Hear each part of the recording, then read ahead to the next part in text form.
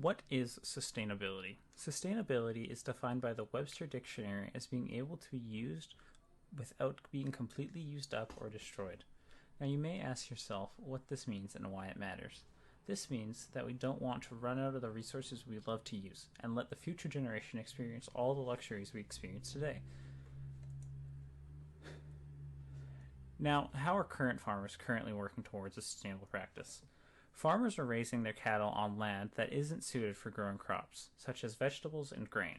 By grazing cattle on such land, it allows for a more diverse ecosystem, allowing more wildlife, plant life, as well as reducing soil erosion and greenhouse gases. They're also switching over to a more renewable energy source. That energy source is mainly from biodigesters, which turns methane from the manure into clean burning biofuel. Farmers are also switching to using turbines and solar panels as other forms of energy. They're also lowering emissions by using less cows because genetics and their water use is becoming more efficient and better. What can we do to make sure we maintain our sources of beef and dairy products? For starters, we can consume fewer products that come from cows. By lowering our consumption rate, farmers wouldn't need as many cows as they do now, cutting methane emissions down. We should also be more cautious about what we use to make sure we use every single part of the animal. For example, if we were to use bones to make soups and stocks to make sure nothing gets thrown out, that would be a whole bunch better. Hello, I'm Summer. Today I will talk about what are unsustainable food production practice in the kitchen and how has it impacted our current industry today. First of all, using same menu. Nowadays, some restaurants use the same menu for all year. In other words, they use the same ingredients such as fruits, vegetables, and so on. For example, oranges are winter fruits. Let's check the price of oranges in every season. According to Statistics Canada, as you can see in the figure first, oranges are cheaper in January, February, and March. That means if the restaurant do not use flipping menu in kitchen, their stock cost will increase in another 9 months. Also, different ingredients will be fresher for nutritions in their season. Also, your customer when come to your restaurant at different times in the year, they will love to have a unique experience every time they come. Do not use energy efficient equipment. Unfortunately, people who buy new equipment tend to not buy energy efficient equipment due to cost.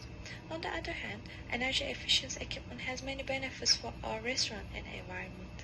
If you are looking to remodel or are in the first stage of designing your commercial kitchen, you should be looking into energy efficient equipment.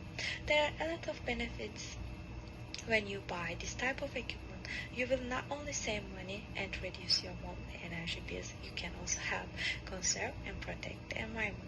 Using energy efficient appliances is indeed one of the best ways you can help fight climate change. It can be a simple way to save Mother Earth for the next generation to come. Do not clean kitchen equipment properly. Great way to extend the life and efficiency of your equipment is proper cleaning of equipment. Do not use root to steam cooking. Food wastage is increasingly on the rise. And one of the numerous ways some people are reducing food wastage is by adopting root to steam cooking. This type of cooking involves the use of every part of a fruit or vegetable in cooking to avoid wastage. Also, root to steam cooking will help reduce your grocery bills. If you use all parts of the plant in cooking, there will be less waste and less need to buy more ingredients to make up for the part that gets tossed out. Those carrot tops, broccoli stalks, potato skins, and of greens that are usually thrown away are actually very useful in cooking. There are so many ways to use the remaining part of the vegetables, such as making soup, vegetable stock, and so on. Using styrofoam and plastic containers. Instead of wasting money, use washable dishware and glassware that can be reused over and over again. Save money and protect the environment by waving goodbye to plastic and styrofoam containers. Do not recycle. Make sure your kitchen enforces recycling by investing in recycle bins. The reason why recycling is so important is that it prevents pollution, reduces the need to harvest new raw materials, saves energy, reduces greenhouse gas emissions, saves money, reduces the amount of waste that ends up in landfill, and allows products to be used to their fullest extent. Hi, I'm going to talk about organic food production practices and GMO. Organic food is farmed without GMO seeds, synthetic fertilizers, or synthetic pesticides. Instead, organic farmers use more traditional ways like crop rotation and use of cover crops. Crop rotation is a practice of planting several different crops sequentially on the same land. For example, first year plant corn, and second year plant oats, and third year plant wheat. Crop rotation helps to improve soil's health and increase nutrients for crops. And another one, cover crops. Cover crops are plants that are planted to cover the soil rather than for the purpose of being harvested. For example, there are mustard, clover, buckwheat, and radish. Cover crops manages soil erosion, enhance water availability, and controls pest and disease. Is organic farming sustainable? Organic farming uses less energy like fossil fuel and use less pesticide so it can reduce pollution and enhance soil quality. But organic farming needs much more land to produce the same amount of crop, so it results in deforestation. These days, it is said that organic farming is worse for the climate than conventional farming. Organic products regulation in Canada. Any products that is labeled organic is regulated by Canadian Food Inspection Agency. Organic products with 95% or more certified organic content are permitted to use of the Canada Organic logo. GMO, genetically modified organisms. A GMO crop is developed using techniques that enable us to take a beneficial trait from one organism and transfer it into a crop plant. Beneficial traits can be insect resistance, drought tolerance, disease tolerance, enhanced nutritional content, reduced food waste. There are common GMO crops such as corn, soybeans, cotton, canola, sugar beets, papaya, squash, apple, and potato. Is GMO sustainable and beneficial? GMO crops allow for fewer pesticide applications and a lower environmental impact. For example, there are GMO crops called BT crops, and BT crops produce its own pesticide that kills specific target insects and is harmless to humans. GMO crops also allow farmers to plow less, which helps reduce greenhouse gases from being released. And with less plowing, more water is retained in soil, which is great for water conservation. GMO crops absorb nitrogen fertilizer more efficiently, which helps reduce nitrogen pollution into our waters. With GMO crops, we can grow more on less land, which conserve natural species and biodiversity. Thank you. Buying local. Um, what is local food? Local food is food that is grown within the geographical region that is considered local to your specific area. This can be food grown in your city, neighborhood, or home. Why buy local to begin with? What's the point in buying chilliwack corn out of the back of someone's truck on the side of the road, rather than just going to your grocery store and buying some sealed in a package? Besides sustainability, it ensures that food has passed some of the highest standards in the world. Canada has very strict regulations regarding additives, pesticides, herbicides, etc. With food that is imported, it goes through many more hands before finally reaching your kitchen, increasing the risk of contamination.